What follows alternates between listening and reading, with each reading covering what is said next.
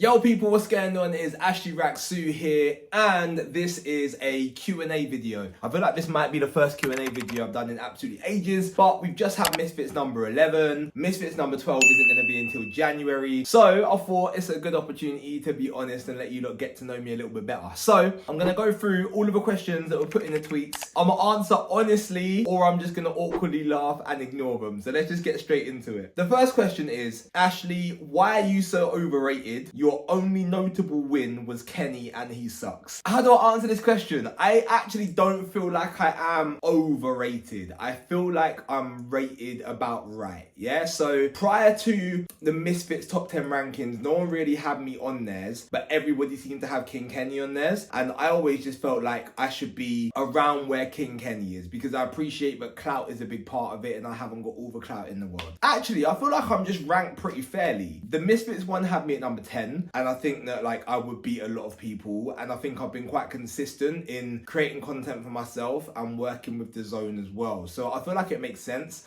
But my next fight, I think, is going to be really hard, and I think that will probably dictate more how I should be rated or not. But I don't feel like I'm that overrated, and Kenny's not terrible. He just struggles with specific types of aggression, but he's not terrible. Kenny's a good boxer. Question number 2 is, do you eat ass? Which is a wild question, and I was assuming that everything was going to be about boxing. Listen, it's not something that I do on a frequent basis. Like, it's not something that I do. I train, innit? And like, I eat food and I drink water. Like, these are things that I do on a regular basis. There are other things in life that maybe have happened on a specific occasion that aren't part of things that I do. You get what I'm saying? Anyway, so the next question is, who do you want after Salt Pappy? After Salt Pappy, who do I want? Slim, I guess. Like, I think the next question after this is, what's my hit list? So I think my hit list, I guess, would be, depending on how my body responds, by the way, because I'm trying to drop down to like 170 and then 165. So depending on how my body responds, my hit list would go OJ Rose, because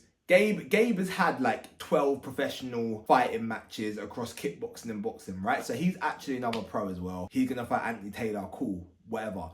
But I feel like we all know that OJ Rose is really, really, really good, right? So if I can beat OJ Rose at 170 and then maybe beat Salt Pappy at 165, I feel like that would probably put me in a situation whereby I should potentially deserve a title shot against Slim at 165. That would be really cool, man. If next year I could go OJ, Salt Pappy, Slim, what an amazing year that would be. Next question, would I fight Tommy Fury? Yes, 100%. Without a question. It will be way too much of like a big event to say no to it. Do you know what I mean? The problem is going to be the weight, because he obviously doesn't like cutting weight, so wants to be as heavy as possible. But I'd have to say yes, you know what I mean? Like, you can't turn that down. If KSI fights you, you have to say yes. If Jake Paul wants to fight you, you have to say yes. If Tommy Fury wants to fight you, you have to say yes. Where do you see yourself in 3 years' time within this space? And do you think I'll, K-Dog, be the one to dethrone you once you're at the top? Listen, K-Dog, I'll be real. The vim that you're talking to me with, yeah, is kind of scary, because you clearly back yourself. Whether I'll be at the top in 3 years' time is a different question. But I do believe that you can achieve anything you want, my brother. So yeah, do you know what? If somebody's going to beat the crap out of me in 3 years' time, I sincerely hope that it is you, K-Dog. Is the OJ Rose fight locked for January? It's not locked yet. Like, we haven't had any contracts. The only thing that was ever holding it up was just what weight it was going to be at, and I've said yes to dropping down to 170. OJ said yes. I've actually spoken directly to his manager. His manager said yes. So before I even took it to Mams, I asked OJ, I asked his manager. They were like, yeah, cool, if you drop down to 170, we'll do it. So as long as they haven't already filled up the card, then we should be good to go. But who knows, maybe they've already got like 10 fights and they're not going to be able to do it, or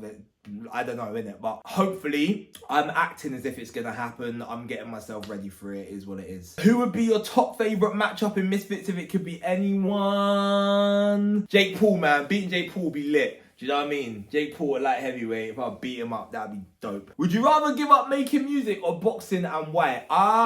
God. Do you know what? I've fallen so deeply in love with boxing that, like, if it was like, what would you rather give up for the next year? I would rather give up music for the next year because I am that much in love with boxing. But if it was going to be like across the whole of my lifetime, I'd have to give up boxing because music is something that's just in my blood. I've done it since I was a kid and I will do it for forever. Do you know what I mean? Like, even if people aren't listening to me, it's just how I like to express myself. It's how I have fun. And I just know that I'll always make music. So yeah, short term, I would give up music for boxing. But longer term, I think I'd have to give up boxing for music. Why did your parents call you Ashley? Okay, that's a good question. So my mum, when she went into hospital, so my full name is Ashley Tebby Fongo, right? And Tebby is my granddad's name, my mum's dad's name. So that's like the name that she was going to give me. When she was in hospital, she said she became friends with this woman. And this woman was dying and she didn't have a lot of family around her. It seemed like she was quite lonely. Anyway, her and my mum kind of became friends. My mum was in a bit of a techie situation when she had me as well. She didn't really have too many people around her. We're not going to go into that. But apparently it was one of it, like this woman's like dying wish that my mum called me Ashley. And my mum was like, you know what? Yeah, let's go for it. So it was going to be Tebby Ashley Fongo. But then as I got older, I guess growing up in England, like I just used the name Ashley more because I'm in England, you get me? But yeah, that's why I was called Ashley. Who's someone you want to fight but think there's a high probability you'd lose? Okay, so there's somebody, yeah, but I don't really want to fight them because they don't have a belt right now. But the answer's Gib. Gib is the person who I think, like, having a look at everybody kind of around the weight class of like 165 to 175 who's actually an influencer and who we've seen them fight, and it's realistic I'm gonna fight them, right? Because it's just not realistic I'm ever gonna fight KSI or Jake. It would be Gib. I think Gib is really, really, really good. Like, really good. To the point where, like, I feel like if he'd fought Kenny in the Kingpin final, I think Gib would have wiped the floor with him. I feel like if I was to fight Gib tomorrow, there's a possibility that I would lose to Gib. If I fought Gib at 165 in January, for example, I feel like there's a probability that I could potentially lose to Gib. Now, I know what I would have to work on and what I'd have to go away to do to be able to beat him, and I believe that I would be able to do that. So, like, if I had, like, long enough time to know that, okay, it's Gib that I'm fighting, I know what I'd have to do to win that fight. But, like, right now, if it was sprung on me, that's something that I would struggle with. Do you think you get the respect that you deserve? Yeah, man, I do. I do think I get the respect that I deserve. I feel like a lot of people didn't know who I was within this space beforehand, and that's okay. Like, I feel like I'm winning them over person by person, and I'm having a lot of fun as I go, and that's cool. Next year is going to be a big year for Rak-Su, releasing more music, doing more shows again. Hopefully things will grow a little bit in that area. Obviously, I've started making content as well, and I've actually started to enjoy it too, so I know I'm going to kind of grow in that area. Doing the interview and stuff for The Zone is going to mean that I'm even more entrenched in the boxing, and I feel like the respect thing will kind of grow from there. But the most important thing is, like, if I know that I'm having fun and I know that I'm not being a dick to anybody, then I'm cool with that. Do you know what I mean? Like, I don't need everybody to rate me. Like, obviously it's great when they do, but if they don't, it is what it is. I'm blessed, man. Too blessed to be stressed. Which female influencer made you the most nervous to interview?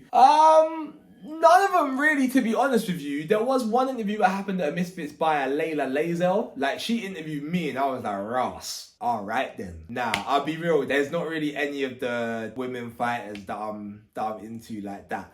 But that's because I weren't there when Tennessee fought Paige Keiki. If I was interviewing Tennessee, my words might have come out a little bit, do you get me? But anyway, we digress, let's keep it moving. Where were Rash Bear in 1902? So for those of you who don't know, Rash Bear is the collaborative group between me and Umbear, because Umbear's my guy. That's the broski. I've got so much time and love for him. I thought that we started Rash Bear as a collaboration like 3 months ago, but apparently we started it in 1902, and I'm gonna assume we were somewhere slap bang in the middle of the Ottoman Empire, Rash Bear, because where else would we be? Some of them questions are random as hell, but that was fun. I hope you lot liked it and were entertained by it. Obviously, like, subscribe, comment, ask me some more questions. I feel like I'm gonna do this like once a month, because as stuff happens, I'm sure you're gonna have more questions for me, and it could be kind of cool. I've been Ashley Rak-Su. Love, kindness, salutations, all of that. Have a good day. I'll see you soon. Bye bye.